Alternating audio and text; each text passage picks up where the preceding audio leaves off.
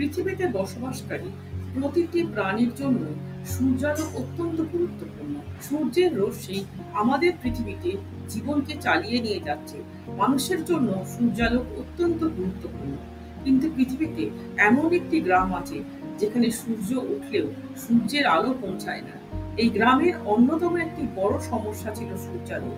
গ্রামবাসীরা এই সমস্যা থেকে মুক্তি পেতে একটি আশ্চর্যজনক সমাধান আবিষ্কার করেছে।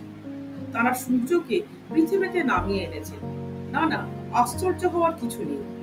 পৃথিবীতে সূর্যকে নামানো মানে তারা নিজেদের জন্য সূর্যালোকের এমন ব্যবস্থা করেছেন যা দেখে মনে হবে তারা সূর্যকে এই পৃথিবীতে নামিয়ে এনেছেন। গ্রামবাসীদের এই উপায় জানলে অবাক হবেন যে কেউ। নমস্কার, না জানা অজানা জানা ফেসবুক পেজ এবং ইউটিউব চ্যানেলে আপনাকে স্বাগত। এই তথ্যটি হিন্দিতে দেখতে ডেসক্রিপশন বক্সে দেওয়া লিঙ্কটিতে ক্লিক করুন। ভিডিওটি কেমন লাগলো তা কমেন্ট বক্সে জানাতে ভুলবেন না। এইরকম নতুন নতুন তথ্য পেতে ফেসবুক পেজটি ফলো করুন বা ইউটিউব পেজটি সাবস্ক্রাইব করুন। ইতালি ও সুইজারল্যান্ডের সীমান্তের উপত্যকায় অবস্থিত ছোট্ট এই গ্রামটির নাম ভিগানেলা। পাহাড় পর্বতে ঘেরা গ্রামটি অদ্ভুত এক সমস্যায় ভুগছিল দীর্ঘদিন। বছরের পর বছর ধরে এই গ্রাম নভেম্বর থেকে ফেব্রুয়ারি মানে শীতকালের 4 মাস অন্ধকারে ডুবে থাকে। সেখানে সূর্যের আলো পৌঁছায় না। আসলে এই গ্রামটি পাহাড়ের মাঝে অবস্থিত, যার কারণে গ্রামে আলো পৌঁছায় না। 11ই নভেম্বর এখানে সূর্য অদৃশ্য হয়ে যায় এবং 2রা ফেব্রুয়ারি আবার ফিরে আসে। স্থানীয় মানুষেরা বলেন যে এটা অনেকটা সাইবেরিয়ার মতো। এখানে প্রায় 200 লোক বসবাস করে। গ্রামবাসীরা এখানে শত শত বছর ধরে এইভাবেই বেঁচেছিলেন। সূর্যের আলোর অভাবে স্বাভাবিক জীবনযাত্রা ব্যাহত হয় বলে অনেকেই এই গ্রামকে ছেড়ে সূর্যের আলো পেতে অন্যত্র চলে গেছে। গ্রামের বাসিন্দাদের এই পরিস্থিতি থেকে উদ্ধার করতে 1999 সালে একটা বিকল্প পন্থা খুঁজে বার করেন তদনীন্তন স্থানীয় মেয়র পিয়ের ফ্র্যাঙ্কো মিদালি।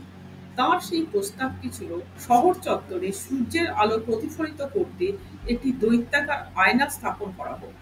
ছোটবেলায় খেলার ছলে এরকম কর্ম অনেকেই করেছে। আয়না দিয়ে সূর্যের আলো অন্যের মুখে ফেলেছেন। এই পদ্ধতিতেই বাজিমাত। 2005 সালে ভাগ্য বদলে যায় ভিগানেলার অধিবাসীদের। ভিগানেলার মেয়র পিয়ের ফ্রাঙ্কো মিদালির সহায়তায় 1 লক্ষ ইউরো সংগ্রহ করা হয় এবং পাহাড়ে বিশাল আয়না বসানোর কাজ শুরু হয়। ইতালি এমনিতেই স্থাপত্য শিল্পকলার দেশ। এই দেশে বিশ্ববন্দিত স্থপতির অভাব নেই। তেমনি একজন স্থপতি গিয়াকোমো বঞ্জানি ভিগানেল গ্রামে দৈত্যাকার আয়না বসানোর চ্যালেঞ্জ নেন। চ্যালেঞ্জ হলো এমন জায়গায় সেই আয়না বসাতে হবে যেখানে সূর্যের আলো প্রতিফলিত হয়ে গোটা ভিগানেল গ্রামকে আলোকিত করতে পারবে নভেম্বর থেকে ফেব্রুয়ারি। গিয়াকোমো বঞ্জানি ইটালির নামী প্রকৌশলী জিয়ান্নি ফেরারির সহায়তায় 8 মিটার প্রশস্ত 5 মিটার দীর্ঘ একটি আয়নার নকশা তৈরি করেন। 2006 সালে সেই আয়না স্থাপন করা হয়, যার ওজন ছিল 1.1 টন। এটি 1100 মিটার উচ্চতায় বসানো হয়েছিল। সূর্যের আলো আয়নায় পড়ে গ্রামের দিকে প্রতিফলিত হয়। আয়নাটি পুরো গ্রামকে আলোকিত করার জন্য যথেষ্ট বড় ছিল না, তাই আয়নার কোণ এমনভাবে বসানোর সিদ্ধান্ত নেওয়া হয়েছে যে এটি গ্রামের চার্চের সামনের স্থানটি আলোকিত করবে। আয়নাটি একটি কম্পিউটার দ্বারা পরিচালিত করা হয়, যা সারাদিন সূর্যের গতিবিধি অনুসরণ করে এবং আয়নাটি সেইভাবে ঘুরতে থাকে। এইভাবে এই আয়না গ্রামের একটি অংশকে 6 ঘন্টা আলোকিত রাখে।